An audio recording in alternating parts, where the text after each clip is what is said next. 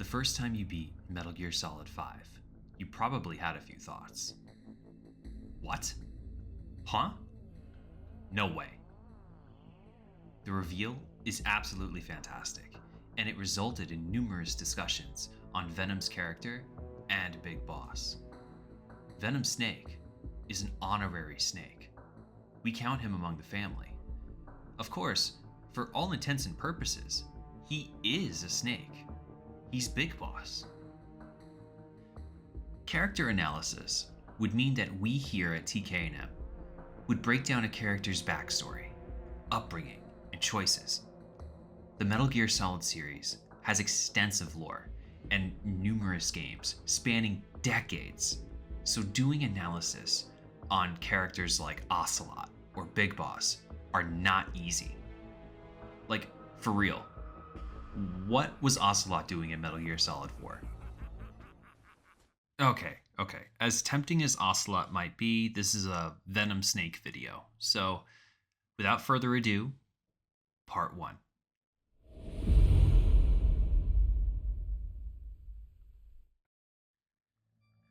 Venom Snake deviates from the normal process. We meet him in this game, and in theory, he's in one other game, but that game doesn't add much to his character. Venom Snake is Big Boss, but he's Venom. And some people love Venom, but hate Big Boss. But he's supposed to be Big Boss, but he's not. Okay. Tangent aside. Venom is a very special character, but what exactly is he made of? What does this game show us that could point us to who exactly this man is? Why do we love him so much? Venom Snake is an amalgamation. There's so much in there. A copy of a copy of a copy. Let's do an intro into psychology. In Freud's theory of personality, he suggested that our personality and self is consistently in battle. We're constantly in flux between our reality, our primitive desires, and our conscience. These three parts consistently battling are the id, ego, and superego. The id is the primitive side of our personality. Think of sex, hunger. It's our innate desires, the reptile brain. The ego is the reality, the outside world, the self, what you see and feel. Lastly, superego. It's best described as your conscience. It's always checking you and making you question yourself. For example, morals and ideals imposed on you by society and family.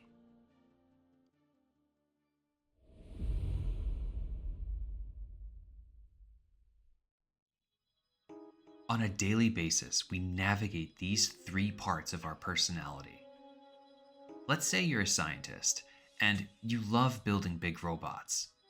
One day, you run into this problem where only a child could fit into the cockpit of this cool mech that you built. Oh no! Your ego would say, wow, this is quite the conundrum. I need to figure this out because this robot is essentially inoperable. Your superego goes, surely we can't do that. That would be really bad, and people would be mad at me and not like it. Your id goes, nah, go ahead, put your son in the cockpit.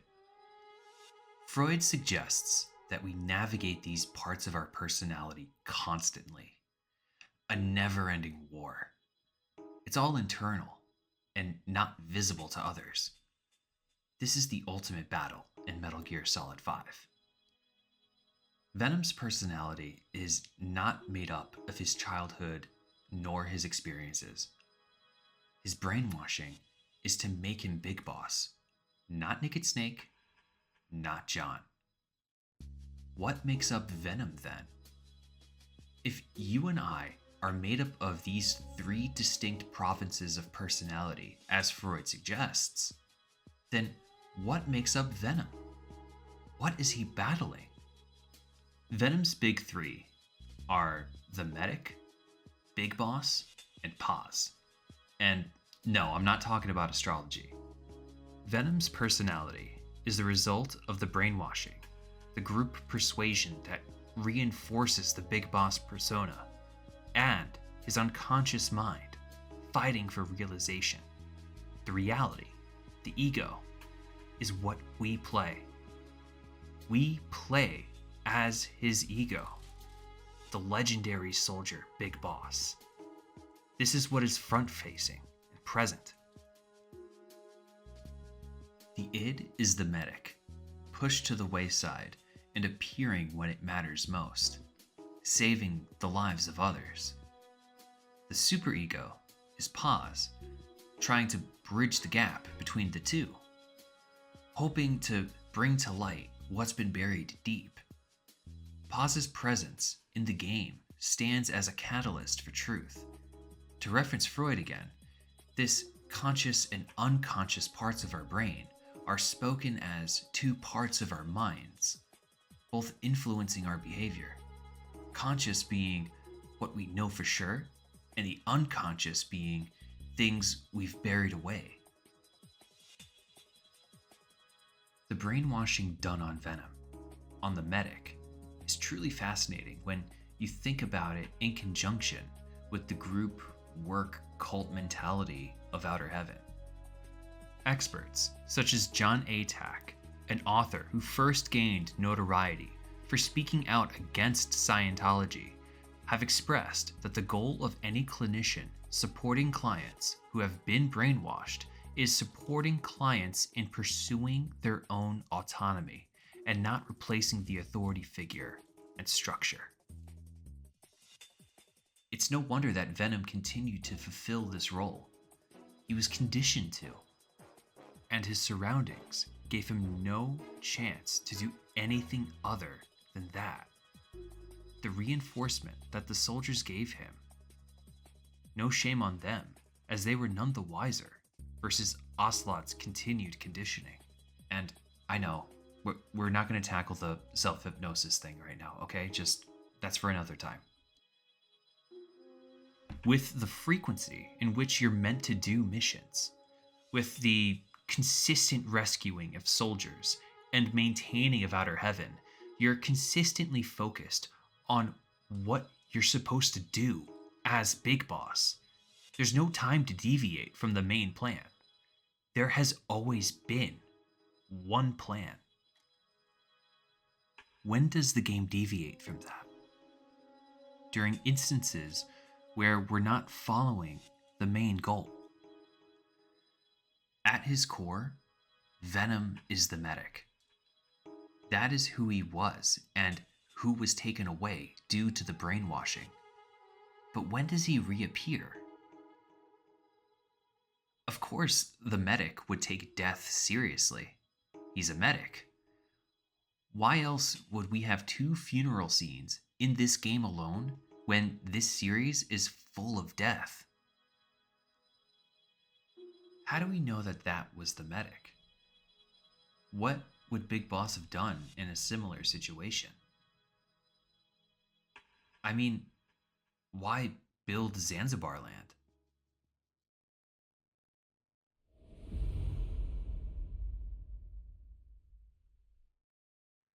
Paz is the biggest indication of this internal battle. Like we stated earlier, her presence is the desire for truth, the catalyst for the reveal, and the desire for peace, for this war to end. But Paz is dead. Paz is dead. So why is she here? Why idolize her in this way? What does she represent? The medic could be feeling shame or guilt for not saving her.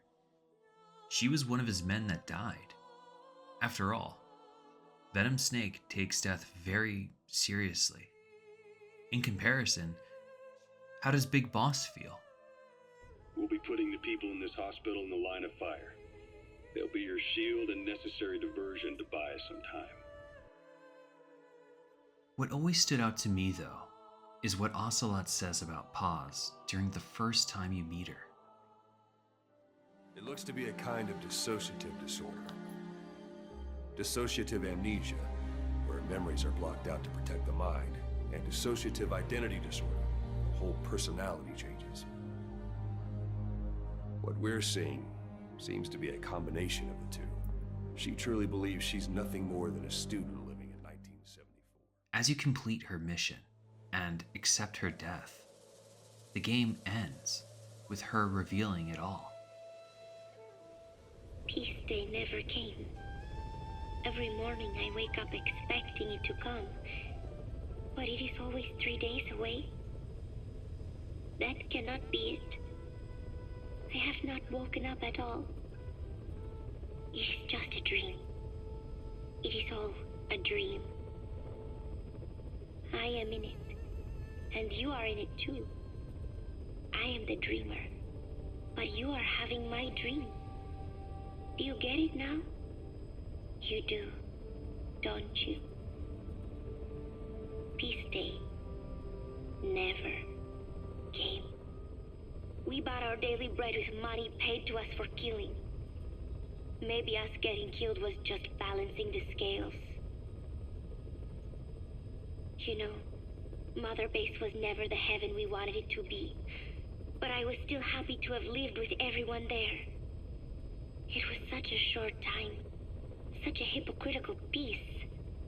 But while I was on Mother Base, I was happy. So, I hope I am not the only one who looks back on those days with happiness.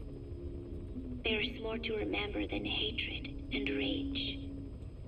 But of course, this is you thinking that I should think that. It is no mystery now. I am just a phantom, a fragment of the mind you have lost. The real me died a long time ago. But even so, more so, I can tell what you are really feeling. The real emotion that is locked away at the bottom of your heart. Let it fly out. Let it guide you. Live. Breaking down Venom Snake's character means you have to understand not only the motives behind Big Boss, but understand how deep brainwashing and conditioning goes. The medic, pushed deep within the very recesses of Venom's mind, makes attempts to show himself. This primitive id shows itself in the instances where Venom doesn't act like Big Boss. Those instinctual acts that differentiate the characters. We like to think that this internal battle also manifests itself in Venom's characteristic of being stoic and quiet, partly questioning and inquisitive, partly him unsure and need of guidance, in need of one of the three facets of his personality to take the reins. Tell me like you used to. The ending of Metal Gear Solid 5 was always so sad to us because Big Boss sends one of his best soldiers to die. In a way, to die twice. Paz's tape and the tape you're given by Big Boss shows that the battle was lost. Big Boss won. The brainwashing succeeded. Venom Snake, you put up a good fight. You are beloved and such an important part of this story. Rest easy, friend. If Venom Snake is your favorite character, you're a gem. But I'd love for you to take a moment to think about him. Who is he? Is he a snake? Is he the medic? Neither? What do you like about him? And what made him this way? We'd love to hear what you all have to say. Also, now that we're at the end of the video, Kay would like to note that she wrote this script at 3:30 in the morning after she had a spark of inspiration. If any writers have tips on how to get those same sparks between the hours of 8 a.m. and 6 p.m., please reach out below. Otherwise, thanks for watching and see you next time.